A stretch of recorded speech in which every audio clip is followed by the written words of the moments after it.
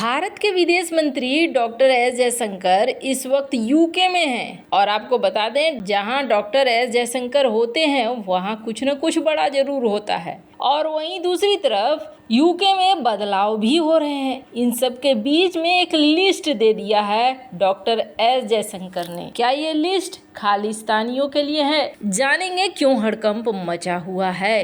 तो वहीं सबसे बड़ी खबर, कतर के हेडक्वार्टर को इजराइल ने उड़ा दिया है और जिसके बाद सऊदी अरब, यूएई, अरब देश, ईरान सब किस तरीके से टूट पड़े हैं। जानेंगे जियोपॉलिटिक्स में क्या कुछ चल रहा है, इजराइल ने ऐसा क्यों किया है। वहीं हमास कह रहा है कि हमारे बीच तो डील हो चुकी थी, इजराइल कर रहा है देर। बहुत कुछ है जानने को, आइए जानते हैं इन खबरों को विस्तार से। इस वक्त ना यूके में बहुत सारी चीजें बदल रही है। यूके में विदेश मंत्री भी बदल गए हैं। अब ये जो हैं ये शख्स बन गए हैं यूके के नए विदेश मंत्री डेविड कैमरॉन। और आपको बता दें डेविड का एक पुराना इतिहास है। और कौन सा पुराना इतिहास है कि ये पीएम रह चुके हैं। हालांकि इन्हें प्रो चाइनीज भी कहा जाता है। पर सबसे बड़ी बात यह है ना, डॉक्टर एस जयशंकर यूके में मौजूद थे,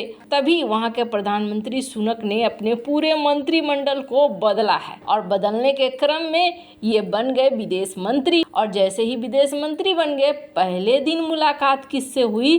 पहले दिन ही मुलाकात हुई है डॉक्टर एस जयशंकर से। स्क्रीन पर आप देख सकते हैं आर्टिकल। अब ये यहाँ पहुँचे हैं और यहाँ पहुँचने के बाद कहा जा रहा है कि भारत ने ब्रिटेन के अधिकारियों से उन संदिग्धों के खिलाफ सबूत मांगे हैं जो 19 मार्च को खालिस्तान समर्थक प्रदर्शन के दौरान लंदन में भारतीय उच्चायोग में हुई हिंसा में शामिल थे। राष्ट्रीय जांच agency mutual legal assistant treaty के तहत एक अनुरोध किया है और इस संधि के तहत एनआईए ने ब्रिटिश अधिकारियों से हमले में शामिल खालिस्तान समर्थकों और उनके आकाओं का खास विवरण साझा करने के लिए कहा है। इस संबंधित घटनाक्रम में एनआईए ने एक अलग प्रस्ताव तैयार किया है जिसमें 2 जुलाई को सैन फ्रांसिस्को में भारतीय वाणिज्य दूतावास को निशाना बनाने वालों पर अमेरिका से भी विवरण मांगा गया है। इंडियन एक्सप्रेस की रिपोर्ट के अनुसार केंद्रीय गृह मंत्रालय के सूत्रों ने कहा है कि यूके का दौरा करने और कई सबूत इकट्ठा करने के बाद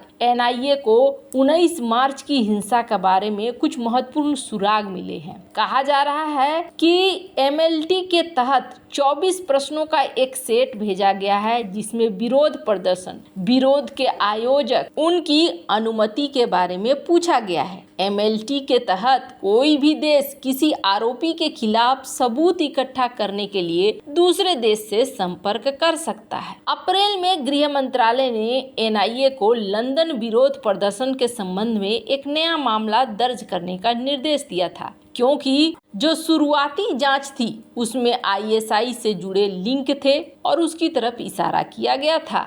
अब यहाँ पर एनआईए की जांच, उसके बाद यहाँ पर रॉ को मिल जाएगी जानकारी। अब आगे क्या होगा वो तो पता नहीं, पर हाँ इस लिस्ट के बाद ऐसा लगता है डॉक्टर एस जयशंकर बहुत एक्टिव है। वहाँ पर यूके जाते ही बहुत सारी चीजें हो रही हैं। जहाँ एक तरफ ये सब कुछ हो रहा है, वहीं एक बहुत बहुत बड़ी खबर आई है और इस खबर ने हलचल मचा दिया है, क्योंकि इसकी उम्मीद बिल्कुल भी नहीं थी कि इजराइल कुछ ऐसा भी कर सकता है। आपको बता दें कुछ चीजें हुई हैं जिसके बाद एकदम से हड़कंप मच गया है और खुद अमेरिका सख्ते में आ गया है। अमेरिका को समझ में नहीं आ रहा है कि अब चीजों को कैसे हैंडल किया जाए। पिछली बार जो बैठक हुई ओआईसी की, उस बैठक में सारी चीजें चली गई इजराइल के पक्ष में, जब अरब देशों में से दिग्गज अरब देशों ने ये कह दिया कि हम उनके साथ यानी कि इजराइल के साथ संबंध नहीं तोड़ने वाले हैं। पाकिस्तान को भले बहुत जोर का झटका लगा होगा, ईरान को बहुत जोर का झटका लगा होगा, पर इन सब के बीच में ना एक देश था जो बीच में बहुत ज्यादा था। जैसे यहाँ स्क्रीन पर एक आर्टिकल देखिए, साउथ चाइना मॉर्निंग पोस्ट की ये आर्टिकल है।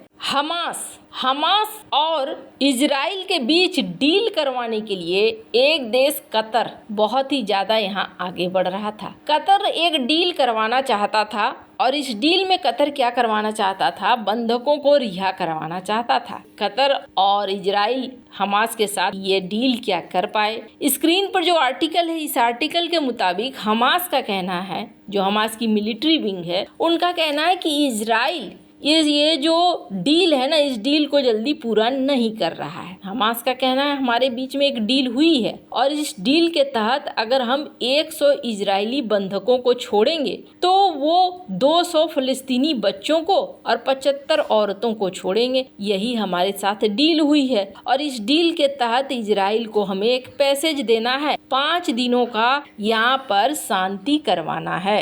ये कहा गया 5 दिन के लिए शांति, क्या ये मानेगा इजराइल? ऐसा लग तो नहीं रहा है।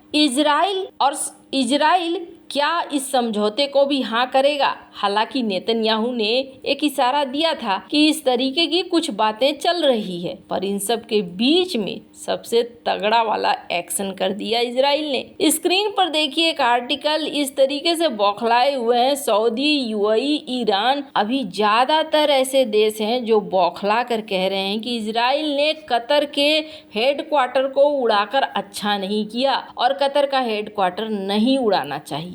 अब मामला क्या है तो आपको बता दें, दरअसल कतर ना फिलिस्तीन का एक अच्छा वाला समर्थक है और फिलिस्तीन को फिर से बसाने के लिए इसने यहाँ पर एक हेडक्वार्टर खोला था। और इस हेडक्वार्टर का काम क्या था? इस हेडक्वार्टर का काम था कि यहाँ पर कंस्ट्रक्शन को देखना कि किस तरीके से कंस्ट्रक्शन बन रहे हैं, नहीं बन रहे हैं, और फिलिस्तीन के लोगों को सुविधाएं देना। गाजा में ये हेडक्वार्टर यही काम करता था, पर अब अचानक से इजराइल ने बॉम्ब करके कतर की कमेटी का जो ये रिकंस्ट्रक्शन का गाजा का जो हेडक्वार्टर था उसे ही उड़ा दिया। अब ये जैसे उड़ा वैसे सऊदी अरबिया ने भी बोला ये तो गलत करा, ये नहीं करना चाहिए। ईरान भी कूद गया, नहीं जी ये बहुत गलत है, जीसीसी कंट्री को बैठना चाहिए, देखना चाहिए ये सब कुछ क्या होने लगा। इसके बाद यूएई ने भी कहा कि नहीं नहीं ये तो गलत है, तुमने उस हेडक्वार्टर क्यों उड़ा दिया? हेडक्वार्टर को उड़ाना तो अच्छी बात नहीं है। पर इस वक्त इजराइल की तरफ से कोई रिप्लाई नहीं आया है। आपको बता दें, अल जजीरा को भी लेकर इजराइल ने यही कहा था कि ये प्रोपेगेंडा फैलाता है, इसको हम शट डाउन करेंगे अपने देश में, लेकिन